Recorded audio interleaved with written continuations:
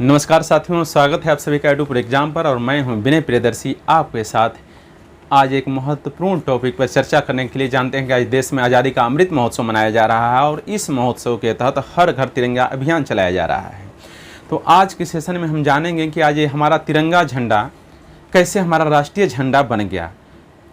यदि हम इसके बारे में यदि नहीं जान पाते हैं तो शायद कुछ उत्साह में कमी रह जाए कि इस तिरंगे झंडे ने हमारा राष्ट्रीय झंडा बनने से पहले कितना सफ़र तय किया है, कितने झंझावात झेले हैं और किस तरह से आखिरी तौर पर आज़ादी से 23 दिन पहले इसको हमारा राष्ट्रीय झंडा घोषित कर दिया गया। इसके पीछे की कहानी क्या है वो भी हम इस सेशन में जानेंगे और इसने किन किन चरणों से होते हुए अपना अंतिम सफ़र तिरंगा के रूप में तय किया है वो भी जानेंगे। तो प्रश्न उठता है कि राष्ट्रीय झंडा जो तिरंगा है उसका इतना महत्व क्यों है। कोई हमको बताएंगे कि जो राष्ट्रीय झंडा तिरंगा है उसका इतना महत्व क्यों है। तो ये आपको मालूम होना चाहिए कि किसी भी देश का आधिकारिक झंडा उस देश का प्रतिनिधित्व करता है, उस देश का वर्तमान, उस देश का भूत और भविष्य तीनों बताता है। उसी तरह से हमारा तिरंगा झंडा हमारे देश का प्रतिनिधित्व करता है और ये हमारे आन बान और शान का प्रतीक है। तो यह तिरंगा कैसे हमारे आन बान शान का प्रतीक बना, आज इन सब चीज़ों पर चर्चा करेंगे और किस तरह से कितने लंबा सफ़र तय किया है इसने हमारा राष्ट्रीय प्रतीक बनने में, आज हम भी इस सेशन में जानेंगे। तो आप इस सेशन को लास्ट तक देखिएगा और इसको लाइक, सब्सक्राइब और शेयर कर दीजिएगा पसंद आएगा तो चलिए हम कहानी शुरू करते हैं, चर्चा शुरू करते हैं कि कैसे हमारा जो तिरंगा झंडा है हमारा राष्ट्रीय झंडा बन गया आज़ादी से 23 दिन पहले। तो आप लोगों को यह जानकर आश्चर्य होगा कि जिस तिरंगे झंडे को हम अपनी आन बान शान का प्रतीक मानते हैं वह तिरंगा बनने से पहले 6 बार बदला गया है। देखिए यह जो हमारा जो झंडा है जिसे हम अपनी आन बान शान का प्रतीक मानते हैं वह तिरंगा बनने से पहले 6 बार बदला गया है। तो बड़ा आश्चर्य की बात है ना कि 6 बार बदलने के बाद फाइनल डिसीजन हुआ है। तो क्या नहीं, भारत की पहचान में 6 बार राष्ट्रीय ध्वज आया था और अंतिम जो राष्ट्रीय ध्वज 6वीं बार आया उसे ही तिरंगा झंडा था जिसे भारत का राष्ट्रीय प्रतीक मान लिया गया। देखिए 15 अगस्त 2022 को हमारी आज़ादी के 75 वर्ष पूरे हो गए हैं और हम 76वां स्वतंत्रता दिवस मना रहे हैं। और इस उपलक्ष्य में सरकार ने पिछले साल से 15 अगस्त 2021 से ही आज़ादी का अमृत महोत्सव मनाया जा रहा है और 13 अगस्त से ही हर घर तिरंगा अभियान चलाया जा रहा है, जिसके तहत हम लोग घरों पे, संस्थानों में चारों तरफ तिरंगा फहरा और लहरा रहे हैं। तो हमें ये जानना जरूरी है कि तिरंगा हमारा राष्ट्रीय ध्वज बना कैसे, राष्ट्रीय प्रतीक बना कैसे और इसका इतना महत्वपूर्ण इम्पोर्टेंस क्यों है। तो आज के सेशन में हम चर्चा करेंगे और ये भी जानेंगे। तो हमने अभी भी बताया है कि यह तिरंगा झंडा जो है फाइनल राष्ट्रीय प्रतीक बनने से पहले झंडा हमारे इतिहास में 6 बार हमारे सामने आया, 6 रूपों में आया और फाइनली हमारी आज़ादी से पहले इस तिरंगे झंडे को ही राष्ट्रीय प्रतीक के रूप में, राष्ट्रीय नेशनल फ्लैग के रूप में अपनाया गया संविधान सभा के द्वारा। तो आपको ये जानना होगा कि इस पूरी प्रक्रिया में झंडा में क्या क्या बदलाव आए और इसने राष्ट्रीय ध्वज बनने से पहले कितनी यात्राएं की, कितने संघर्षों को देखा। तो आज़ादी के पहले कौन सा दिन, कौन से ऐसी तारीख थी जिस दिन इसको नेशनल फ्लैग के रूप में मान्यता दिया गया, इन सब सारी चीज़ों की चर्चा इस सेशन में हम करेंगे। तो आपको पता होना चाहिए कि भारत के अंदर एकता का भाव जो देखने को मिला था सबसे पहले बंगाल विभाजन में देखने को मिला था। आपको मालूम होना चाहिए कि लॉर्ड कर्जन ने बंगाल विभाजन की घोषणा की थी अपने, और उसको लॉर्ड कर्जन को उसकी दुर्जन नीतियों के कारण जाना जाता है। तो उसने बंगाल विभाजन कर दिया था ताकि हिंदू मुस्लिम एकता को तोड़ा जा सके। इसके विरोध में 1906 में, बंगाल विभाजन के विरोध में 1906 में बंगाल के लोगों ने स्वदेशी आंदोलन चलाया और बंगाल विभाजन का पुरजोर विरोध किया। इस आंदोलन में हिंदू, मुस्लिम और सभी जाति और सभी धर्म के लोगों ने अपना जात पात, धर्म और भेदभाव भुलाकर आंदोलन को में बढ़ चढ़कर भाग लिया। और इस आंदोलन का ही परिणाम था कि देखिए सरकार को बाद में, ब्रिटिश सरकार को बाद में बंगाल विभाजन रद्द करना पड़ा था। तो अब सोचते हैं कि यानी लोगों में पहली बार राष्ट्रीय एकता का भाव जो देखने को मिला था वो बंगाल विभाजन में ही देखने को मिला था, स्वदेशी आंदोलन में ही देखने को मिला था, जो बंगाल विभाजन की प्रतिक्रिया के फलस्वरूप उपजा हुआ था। तो आपको ये भी जानना चाहिए कि वह सिर्फ बंगाल तक ही सीमित नहीं रह गया था और वह देश के अन्य हिस्सों में भी विस्तारित हो गया था। इसके बाद प्रश्न उठा कि सभी लोगों को एक बैनर के नीचे आना चाहिए, सभी लोगों को एकजुट करने के लिए, एक झंडे के नीचे आने के लिए, उनमें राष्ट्रीयता की भावना जागरूक करने के लिए, उसमें एकता बनाए रखने के लिए एक झंडा अपनाया गया। देखिए ये झंडा अपनाया गया है और ये झंडा सबसे पहले हमारे सामने आया था 1906 में। यूँ कहे कि स्वदेशी को प्रमोट करने के लिए यह झंडा अपनाया गया था और यह झंडा जो था सबसे पहले एस.एन. बनर्जी ने फहराया था। सुरेंद्र नाथ बनर्जी ने 1906 में फहराया था पारसी बागान चौक में कलकत्ता में, जिसे अब ग्रीन पार्क कोलकाता कहा जाता है। इस झंडे को सबसे पहले सुरेंद्र नाथ बनर्जी ने कोलकाता में फहराया था और इसे भारत का पहला राष्ट्रीय झंडा कहा जाता है। इसके अंदर देखिए 3 रंग थे, इसके अंदर 3 रंग थे, हरे, पीले और लाल रंग की पट्टियाँ थीं। देख लीजिए, हरा, पीला और लाल रंग की पट्टी, सबसे ऊपर हरे रंग की पट्टी है, बीच में लाल, पीला और सबसे नीचे लाल रंग की पट्टी है। पीले रंग की पट्टी पर वंदे मातरम लिखा हुआ था। ऊपर हरे रंग की पट्टी पर 7 सफ़ेद कमल के फूल बने हुए थे, 8 कमल के फूल बने हुए थे और सबसे नीचे चांद, सफ़ेद लाल पट्टी पर, सबसे नीचे लाल पट्टी पर सफ़ेद रंग से चांद और सूरज के चित्र बने हुए थे और जो यह बताते थे कि हिंदू और मुस्लिम इस आंदोलन में साथ हैं। चांद मुस्लिम एकता का प्रतीक था और सूरज हिंदू एकता का प्रतीक था और इस झंडे में सबको दर्शाया गया था कि इस आंदोलन में हिंदू और मुस्लिम सब एक साथ हैं, सभी एक ही बैनर के तले हैं, उनमें कोई दुर्भावना नहीं है। ये आप समझ गए होंगे कि पहला झंडा जो हमारे आया था 1906 में आया था और इसको सबसे पहले सुरेंद्र नाथ बनर्जी ने 1906 में पारसी बागान चौक में, जिसे अब ग्रीन पार्क चौक कहा जाता है, कोलकाता में फहराया था। तो ये कहिए कि भारत का पहला स्वदेशी झंडा था, या ये कहिए कि हमारे लिए प्रतीक बना ये झंडा। अब बात यहीं नहीं रुकी और ये बात अब आगे बढ़ने लगी। 1906 से हम आगे चलने लगे। झंडे में कलर 3 ही थे, लेकिन जो ग्रीन सबसे ऊपर था वह सबसे नीचे आ गया। देखिए 1907 में जो ग्रीन कलर सबसे नीचे था और वो सबसे ऊपर था, वो अब सबसे नीचे आ गया तथा अब उसका स्थान, ग्रीन कलर का स्थान केसरिया झंडा ने ले लिया। अब इसका स्थान ले लिया केसरिया झंडा ने। पहले जहाँ पर एक और कमल को, वहाँ कुछ और चिन्ह दिखाई देने लगे थे, तहाँ जहाँ पर चांद और तारे थे वहाँ पर सूरज और तारे आपको इस प्रकार से दिखने लगे थे। देख लीजिए, एक केसरिया ने ले लिया था।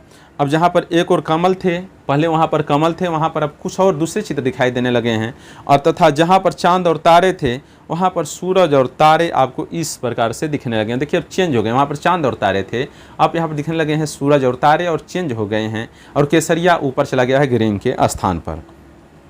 आप जो यह झंडा देख रहे हैं, यह 1907 में देश का दूसरा नया झंडा प्रस्तावित किया गया। यह देश का दूसरा नया झंडा प्रस्तावित किया गया। यह झंडा जो था मैडम भिकाजी कामा और उनके साथियों ने पेरिस में फहराया था। जानते हैं हमारे देश के एक वो क्रांतिकारी थे जो देश से बाहर रह रहे थे या देश से बाहर निर्वासित जीवन व्यतीत कर रहे थे।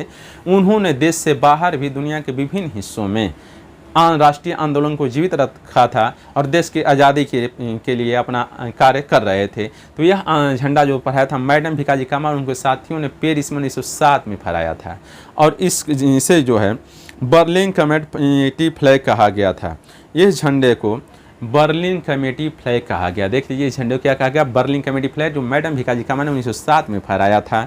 और जानते हैं मैडम भिकाजी कामा को भारतीय क्रांति की जननी भी कहा जाता है, revolutionary of mother of India भी कहा जाता है। आप नोट कर लेंगे, किसी परीक्षा में पूछा जाता है।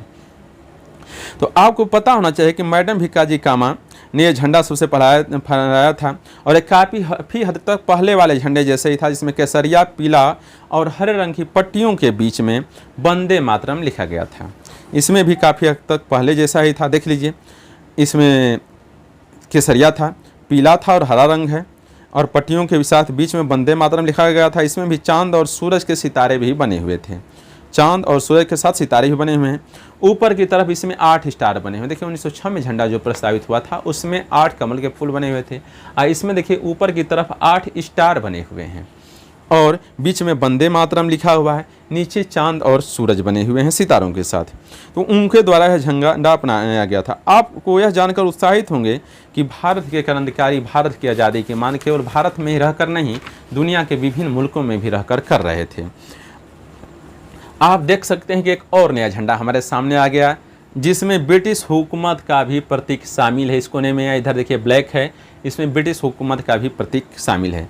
दरअसल आपको मालूम होना चाहिए कि जब ये झंडा 1917 में आया था, जब भारत में एनी बेसेंट और बाल गंगाधर तिलक थे, तो उन्होंने डोमिनियन स्टेटस की मांग की थी। डोमिनियन स्टेटस से मतलब है कि हमारे यहाँ राष्ट्रपति नहीं होगा, हम सारा नियम विधान और कानून बनाएंगे, लेकिन हमारा जो जो अंतिम फैसला जो होगा वो ब्रिटेन की महारानी का ही होगा। इस प्रकार के प्रतीक बने झंडे आप कौन से देश में देखते हैं, देख लीजिए। ये उस समय डोमिनियन स्टेट्स की मांग चल रही थी, इसलिए ब्रिटिश के प्रतीक को भी झंडे में लगाया गया था। तो आप हमें कमेंट बॉक्स में बता सकते हैं कि आप ऐसा प्रतीक किस देश के झंडे में देखते हैं। 1917 में तिलक और एनी बेसेंट ने यह झंडा फहराया, जिसके द्वारा देश में डोमिनियन स्टेटस की मांग की जा रही थी। मैंने बताया है कि डोमिनियन स्टेटस से तात्पर्य है कि हमारा राष्ट्रपति नहीं होगा, हम स्वाधीन तो होंगे, अपना सारा कानून बनाएंगे, लेकिन हमारे कानून पर अंतिम फैसला जो होगा वो ब्रिटेन की महारानी का ही होगा, हम सारी व्यवस्था संचालित करेंगे। डोमिनियन स्टेटस में जो मेन अथॉरिटी जो था वो अंग्रेजों के पास ही रह जाता, हमारे पास पूर्ण अधिकार नहीं हो पाता। 1917 में देश के लिए नया झंडा प्रस्तावित किया गया। इस नए झंडे को मैंने बताया है एनी बेसेंट और तिलक ने फहराया था। तीसरी बार प्रस्तावित इस नए झंडे में, देखिए नया झंडा तीसरी बार प्रस्तावित है। पहला झंडा 1906 में प्रस्तावित हुआ, याद रखेंगे, जिसे पढ़ाया था एस.एन. बनर्जी ने। दूसरा झंडा 1907 में प्रस्तावित हुआ, जिसे पढ़ाया मैडम भिखाजी कामा ने। और तीसरा झंडा 1917 में अपनाया गया, जिसे फहराया, ये सबसे अलग था उन दोनों से, एनी बेसेंट और बाल गंगाधर तिलक ने ये तीसरा झंडा फहराया था। और ये उस समय डोमिनियन स्टेट्स की मांग की जा रही थी। इसमें देख लेंगे 5 लाल और 4 हरे रंग की पट्टियाँ थी, 5 लाल और 4 हरे रंग की पट्टियाँ थीं। झंडे के अंत की ओर काले रंग में त्रिकोण, देखिए अंत में काले रंग में त्रिकोणनुमा आकृति बनी हुई है। इधर जो है ईस्ट इंडिया कंपनी का यूनियन जैक भी है, जबकि एक चांद और तारे के साथ इसमें सप्तऋषि को दर्शाते 7 तारे भी शामिल किए गए हैं। देखिए एक चांद और तारे के साथ इस सप्तऋषि को, 7 ऋषियों का जो समूह होता है, तारामंडल दिखाई पड़ता है, उसको दर्शाते हुए तारे भी शामिल किए गए थे। तो इस तरह से तीसरा झंडा हमारे सामने आया था। आज हम जो तिरंगा देखते हैं, इसके बनने की शुरुआत 1921 में। आज हम जो तिरंगा झंडा देखते हैं, इसके बनने की शुरुआत कब हुई? 1921 में हुई। कैसे हुई, आइए जरा इसके बारे में भी थोड़ा जानते हैं। तो ये जो फ्लैग आप देख रहे हैं, ऊपर व्हाइट कलर, बीच में चरखा के साथ ग्रीन कलर और सबसे नीचे रेड कलर है। आप ये जो देख रहे हैं तिरंगा झंडा, सबसे ऊपर व्हाइट कलर, बीच में चरखा के साथ ग्रीन कलर और सबसे नीचे रेड कलर है। 1921 में चौथी बार बदला गया। यह भारत का अगला झंडा था। 1921 में मद्रास प्रेसिडेंसी कॉलेज के प्रोफेसर पिंगली वेंकैया ने इस झंडे का डिजाइन तैयार किया था और इन्होंने इस झंडे को महात्मा गांधी को दिखाया था। आज जो हम तिरंगा यूज़ करते हैं, उसके डिजाइनर भी पिंगली वेंकैया ही रहे हैं। आपको मालूम होना चाहिए कि उस समय में देश के 2 प्रमुख धर्मों, इस झंडे में उस समय देश के 2 प्रमुख धर्मों, हिंदुओं और के लिए लाल और मुसलमानों के लिए हरे रंग की पट्टियाँ थीं। अर्थात 3 रंगों में से हरा मुस्लिम के लिए और लाल जो था वो हिंदुओं का प्रतिनिधित्व करता था और हिंदू मुस्लिम एकता के प्रतीक के तौर पर झंडों को दर्शाया गया था। पिंगली वेंकैया ने 1916 में, देखिए पिंगली वेंकैया ने 1921 में झंडा जरूर पेश किया, लेकिन 1916 में झंडे के डिजाइन के लिए किताब भी छपवाई थी। वह इस प्रयास में थे कि बाकी देशों की तरह भारत में भी एक ऐसा प्रतीक होना चाहिए जो सभी धर्मों को आपस में जोड़ सके। पिंगली वेंकैया जो थे, ये शुरू से 1916 से में इन्होंने किताब छपवाई थी और ये आरंभ से ही प्रयास में थे कि दुनिया के अन्य देशों का जिस तरह से उनका अपना झंडा होता है, भारतीयों के लिए भी एक ऐसा झंडा हो जो सभी धर्मों को आपस में जोड़ सके। गांधी जी को प्रोफेसर पिंगली का विचार पसंद आ गया। गांधी जी को प्रोफेसर पिंगली वेंकैया का विचार पसंद आ गया और आर्य समाज के लाला हंसराज सोंधी ने पिंगली को यह सुझाव दिया कि इस झंडे के बीच में चरखा बननी चाहिए। पिंगली ने जब ये झंडा बना लिया तो आर्य समाज के लाला हंसराज सोंधी ने पिंगली को सुझाव दिया कि झंडे के बीच में चरखा भी होना चाहिए, क्योंकि उस समय चरखा भारत के लोगों के लिए स्वदेशी कपड़ा बुनकर आत्मनिर्भर होने का संकेत हुआ करता था। इसलिए क्योंकि उस समय चरखा जो था हमारे स्वदेशी होने का, स्वदेशी आत्मनिर्भर होने का संकेत हुआ करता था, प्रतीक हुआ करता था। इसीलिए उन्होंने कहा हंसराज सोंधी ने कि बीच में झंडे में चरखा होना चाहिए। अब देखिए गांधी जी ने इस झंडे में सफ़ेद, देखिए अभी लाल और हरी पट्टियाँ ही थी जब उन्होंने शुरू में बनाया था तो, लेकिन गांधी जी ने बोला कि इस झंडे में सफ़ेद पट्टी भी शामिल कर लीजिए, जोड़ने को कहा। तो गांधी जी ने इसके पीछे तर्क दिया कि जिस तरह से हरा झंडा मुस्लिम वर्ग का, लाल झंडा हिंदुओं का प्रतिनिधित्व करता है, उसी तरह से सफ़ेद झंडा अन्य धर्मों के लोगों का भी प्रतिनिधित्व करेगा, ताकि देश में सेकुलरिज्म की भावना बनी रहे और यह सेकुलरिज्म का परिचायक रहे। अब इस तरह से आप समझ गए होंगे कि उस समय जो हमारे झंडे होते थे वो धार्मिक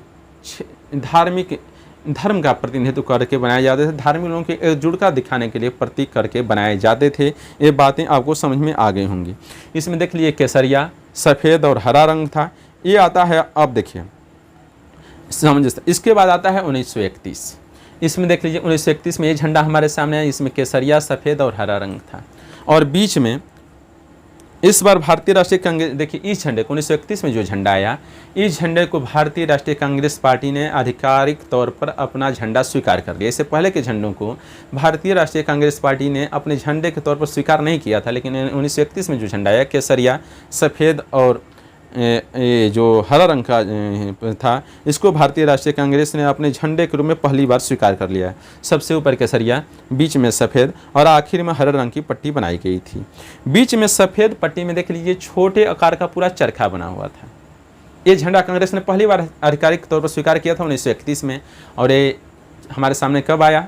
5वीं बार आया। पहली बार आया 1906 में, फिर 1907 में, 1917 में, 1921 में और अभी आ गया 1931 में। 5वीं बार झंडा का रूप हमारे सामने आ गया है। और इसमें चरखे के रूप में था, बीच में चरखा दर्शाया गया था। सफ़ेद पट्टी में जो चरखा बताया गया था उसे राष्ट्रीय प्रतीक का, प्रगति का प्रतीक बताया गया था। यानी कि इस बार जो झंडा हमारा बना था, अभी जितनी बार झंडे आए थे वो विभिन्न धर्मों के, विभिन्न समुदायों के धर्मों का प्रतिनिधित्व करते थे, लेकिन इस बार जो हमारा झंडा आया था वो किसी भी धर्म का प्रतिनिधित्व नहीं करता था। कांग्रेस का यह झंडा भारतीय लोगों के लिए राष्ट्रीयता से जुड़ा हुआ था। कांग्रेस का झंडा किसके लिए? भारतीय लोगों के लिए राष्ट्रीयता से जुड़ा हुआ था। अब आता है हमारा आज का प्यारा तिरंगा। देखिए ये तिरंगा जो आज जिसे हम गौरव से फहरा रहे हैं, आन बान शान का प्रतीक है और यह हमारा भूत, भविष्य और वर्तमान तीनों का प्रतिनिधित्व करता है। अब देखिए अब ये आता है जिसे आप देखते हैं, अब बीच में बना है अशोक चक्र। देखिए छठवां झंडा, 5वीं में तो चरखा था, लेकिन छठवां जो झंडा हमारे सामने आया है, बीच में देखिए ऊपर केसरिया, सफ़ेद और हरा है, लेकिन बीच में अब क्या बना है? अशोक चक्र बनाना है। अब अशोक चक्र की एंट्री कैसे हुई? भारत को यह तिरंगा झंडा 1947 में मिला, क्योंकि 1947 में डॉक्टर राजेंद्र प्रसाद की अध्यक्षता में एक कमेटी बनाई गई, झंडा कमेटी, और उसको कहा गया कि आप एक ऐसा डिजाइन करके बनाइए जो सबके लिए मान्य हो और जो हमारा राष्ट्रीय ध्वज का प्रतीक बने। इसको राष्ट्रीय ध्वज तय करना था। इस कमेटी ने 1931 के भारतीय राष्ट्रीय कांग्रेस का जो झंडा था, जिसमें बीच में चरखा था और ऊपर केसरिया, सफ़ेद और हरा रंग था, तो उन रंगों में बदलाव न करते हुए बस बीच के चरखे को हटाकर उसी जगह अशोक चक्र को सम्मिलित करके ने को कहा और इसलिए इस और संविधान सभा द्वारा उसको मान लिया गया और 22 जुलाई 1947 को यह हमारा तिरंगा झंडा जो है हमारे सामने राष्ट्रीय ध्वज के रूप में सामने आ गया। तो प्रश्न उठता है कि बीच में चरखे की जगह अशोक चक्र को क्यों अपनाया गया? तो आपको मालूम होना चाहिए कि आज से 300 ईसा पूर्व मौर्य सम्राट अशोक ने पूरे देश को एकता के सूत्र में बांधने का कार्य किया था और उसके लिए उन्होंने चक्र का अपने स्तंभों में अशोक चक्र का प्रयोग किया है, जिसको अशोक चक्र कहा जाता है, जो सारनाथ में भी है। तो अशोक चक्र का प्रयोग किया है। इसको विधि चक्र भी कहा जाता है, जिसमें 24 तिलियां हैं और यह भारत की प्रगति का प्रतीक है, इसीलिए इस चक्र को भी शामिल किया गया। आप देख सकते हैं इस झंडे को भी पिंगली वेंकैया ने ही तैयार किया था, जिसमें सबसे ऊपर केसरिया, बीच में सफ़ेद पट्टी में 24 तिलियों के साथ चक्र, अशोक चक्र, और सबसे नीचे जो है वो है हरा रंग। तो लेकिन इस बार देख लेंगे ये जो झंडा है ये तीनों समानुपात में है और इसका लंबाई चौड़ाई का अनुपात 2:3 है और इस राष्ट्रीय ध्वज के मूल डिजाइनर पिंगली वेंकैया ही थे। और देखिए इन्हीं के ऊपर बना हुआ डाक टिकट भी आज़ादी के अमृत महोत्सव में देखने को मिला। देखिए पिंगली वेंकैया हैं, इनके ऊपर बना हुआ डाक टिकट भी आज़ादी के अमृत महोत्सव में देखने को मिला है, जो भारतीय तिरंगे झंडे के डिजाइनर हैं। पिंगली वेंकैया को ही झंडा वेंकैया, डायमंड वेंकैया और पट्टी वेंकैया आदि नामों से जाना जाता है। ये भी आप जानेंगे क्योंकि इन्होंने वर्तमान ध्वज को बनाया था। इस ध्वज में जो 3 रंग हैं अब वे किसी धर्म का प्रतिनिधित्व नहीं करते हैं। ये मालूम है चाहिए पिंगली वेंकैया को झंडा वेंकैया, पट्टी वेंकैया और डायमंड बैंक के नामों से जाना जाता है। और ये जो झंडा अब तिरंगा झंडा है वो किसी धर्म का प्रतिनिधित्व नहीं करता है, इसका अपना अलग प्रतिनिधित्व है। इनमें से जो वर्तमान केसरिया रंग है यह साहस और बलिदान का प्रतीक है। जो केसरिया रंग है वो जो सैफरन कलर है वो साहस और बलिदान का प्रतीक है। जो सफ़ेद कलर है वो सत्य और पवित्रता का प्रतीक है। और इसमें जो हरा रंग है वो फेथ, फर्टिलिटी और ग्रोथ का प्रतीक है। और अशोक चक्र जो बना है वह आगे बढ़ते रहने का प्रतिनिधित्व करता है कि हमेशा आगे बढ़ते रहो, रुको मत। तो आज हमारा देश 76वां स्वतंत्रता दिवस मना रहा है। पहला टिकट जो स्वतंत्र भारत में तिरंगा के साथ बनाई गई थी वह ये है आप सबके सामने। पहला टिकट जो तिरंगा के साथ स्वतंत्र भारत में बनाई गई थी वो ये है जिसे आप देख रहे हैं आपके सामने है। 1947 में पहला डाक टिकट झंडे के साथ इस प्रकार जारी किया गया था। आप देख लीजिए। अब सवाल बनता है कि हम लोग तिरंगे को अपने अपने घरों पर बड़े ही शान से फहरा रहे हैं, लेकिन आप जब भी झंडा उतारें तो उसे कैसे अपने पास सुरक्षित रखें उसके कुछ नियम जान लीजिए। देखिए, हम झंडा जब उतारते हैं तो हम फहराते हैं, लेकिन उसको रखने का भी कुछ नियम होता है, उसको हम जान लीजिए। आप जब भी झंडे को हाथ में लें तो उसे हॉरिजॉन्टली मोड़ें, उसे आप हॉरिजॉन्टली मोड़ें, वर्टिकल ना मोड़ें। और दूसरी बात, उसे ऐसे मोड़ें कि अशोक चक्र हमेशा ऊपर रहना चाहिए। और उसे एक जगह से दूसरी जगह ले जाते समय हाथ में इस प्रकार से रख कर ले जाना चाहिए। उसे एक जगह से दूसरी जगह ले जाते हैं तो हाथ में इस प्रकार से रख कर ले जाना चाहिए। राष्ट्रीय शिक्षण संस्थान और गैर शिक्षण संस्थान भी झंडे को फ्लैग कोड के अंतर्गत ही फहराते हैं और फहराएंगे। ध्यान रखें कि इस झंडे के लिए भी कुछ नियम हैं। इस झंडे को धार्मिक और सांप्रदायिक उद्देश्य के लिए इस्तेमाल नहीं करना चाहिए। झंडे का अपमान नहीं करना है और न तो इसका अपमान होने देना है। राष्ट्रीय ध्वज को जानबूझकर जमीन या फर्श पर नहीं टिकने देना है। इसे वाहनों, ट्रेनों, नावों, राष्ट्रीय ध्वज को वाहनों, ट्रेनों, नाव या विमानों के पीछे लगाने की अनुमति नहीं है, मनाही है। राष्ट्रीय ध्वज के ऊपर कोई दूसरा ध्वज भी नहीं लगाना चाहिए, ये आपको मालूम होना चाहिए। इसके अलावा राष्ट्रीय ध्वज के ऊपर फूल, माला या प्रतीक चिन्ह नहीं लगाया जा सकता है, जो फ्लैग कोड हैं, आपको मालूम होना चाहिए। मैं आपको बता देता हूं साथियों कि बड़ी बड़ी सेलिब्रिटी से भी गलतियां हुई हैं। उन्होंने भी कुछ ऐसी चीज़ें की हैं जिसकी वजह से उन्हें आम लोगों के गुस्से का सामना करना पड़ा है। देखिए, बड़े बड़े लोगों से भी फ्लैग कोड के पालन में गलती हो जाती हैं। और जानते हैं बड़े लोगों की जीवन आम होता है, तुरंत ही मीडिया में और चैनलों में चलना चालू हो जाता है। भले ही उनसे जाने अनजाने में हो गई हों, लेकिन उनको भी आम लोगों के गुस्सों का सामना करना पड़ा है। ये हैं उन सेलिब्रिटीज़ के नाम। ये मैं आपको इसलिए याद दिला रहा हूँ कि आपसे ऐसी गलतियाँ ना हों और ध्वज कोड का उल्लंघन ना हो। उनमें से सबसे पहले आती हैं सानिया मिर्जा। देखिए, सानिया मिर्जा की 2008 की एक तस्वीर वायरल हुई थी जब वो इस तरह से टेबल पर पैर रखकर बैठी हुई हैं और टेबल पर तिरंगा झंडा लगा हुआ था और उन पर झंडे के अपमान का आरोप लगा था, कार्रवाई की मांग हुई थी। इसी प्रकार 2010 में सचिन तेंदुलकर अपना बर्थडे मना रहे हैं जो तिरंगे के झंडे का रंग का बना हुआ है, और उनको भी झंडे का अपमान है, क्योंकि आप उसको काटते हैं केक को, आप तिरंगे को काट नहीं सकते हैं, इसलिए उन पर भी झंडे को अपमानित करने का आरोप लगा था। ठीक इसी प्रकार 2011 में एक इवेंट में मंदिरा बेदी ने अपनी साड़ी के ऊपर तिरंगे को पहना हुआ था, देख लीजिए। और याद रखिएगा कि वस्त्रों के ऊपर तिरंगे को नहीं धारण करना अपराध माना जाता है, इसीलिए आप वस्त्रों के ऊपर तिरंगे को नहीं पहनेंगे। इसी तरह जब 2011 के वर्ल्ड कप का फाइनल इंडिया ने जीता था तो शाहरुख खान जोश में आ गए थे और अपने घर से बाहर निकलकर देखे तिरंगा फहरा, लेकिन जाने अनजाने में ही इन्होंने झंडे को उल्टा कर लिया था, यानी हरा ऊपर हो गया था और केसरिया नीचे हो गया था। इस प्रकार उन पर भी झंडे के अपमान का आरोप लगा था। ठीक इसी प्रकार अक्षय कुमार महिला विश्व कप में महिला के फाइनल में भारतीय महिला टीम को चीयर करने गए थे और भावनाएं बिल्कुल सही थी, लेकिन गलती से उन्होंने भी वहाँ झंडा उल्टा पकड़ लिया था। देखिए, उल्टा पकड़े हुए दिखाई दे रहे हैं और उन पर भी झंडे के अपमान का आरोप लगा था और लोगों के कोप का भाजन बनना पड़ा था। इसी के साथ साथ अमिताभ बच्चन, मल्लिका शेरावत पर भी झंडे के अपमान का आरोप लगा था। इसलिए आप सबसे गुजारिश है कि आप जाने अनजाने में ऐसी कोई चीज़ ना होने दें जिससे हमारे तिरंगे का अपमान हो। तो अब आपको पता हो गया होगा कि आज हमारा तिरंगा क्यों आन बान शान का प्रतीक है। ये हमारे वीरों के बलिदानों का प्रतीक है और ये हमारे भूत, भविष्य और वर्तमान का सूचक है। जानते हैं जब कोई भी देश दूसरे देश पर शासन करता है तो वहाँ का झंडा उतार कर अपना झंडा फहरा देता है। जैसे अभी तालिबान ने अफगानिस्तान पर शासन कब्जा जमाया तो अफगानिस्तान का राष्ट्रीय ध्वज उतार कर अपना झंडा फहरा दिया था। तो झंडा जो है हमारी आज़ादी का, हमारी संप्रभुता का प्रतीक है, हमारी आन बान शान का प्रतीक है, देश की आज़ादी के लिए मर मिटने वाले वीरों की शहादत का प्रतीक है और ये हमें गौरवान्वित करता है महसूस कराता है और यह हमारी पवित्रता का प्रतीक है, वीरों की आज़ादी और संघर्ष का प्रतीक है। यह हमें विश्व शांति का पाठ पढ़ाता है और आज़ादी के संग्राम में अपना सब कुछ न्यौछावर कर देने वाले सेनानियों के बलिदान का प्रतीक है। इसीलिए अब मुझे विश्वास है कि सेशन आपको पसंद आ गया होगा। सेशन पसंद आ गया है तो आप इसको लाइक और शेयर कर दीजिए। यदि चैनल पर नए हैं तो आप इसको सब्सक्राइब कर दीजिए। तो फिर मिलते हैं दूसरे दिन। Good night.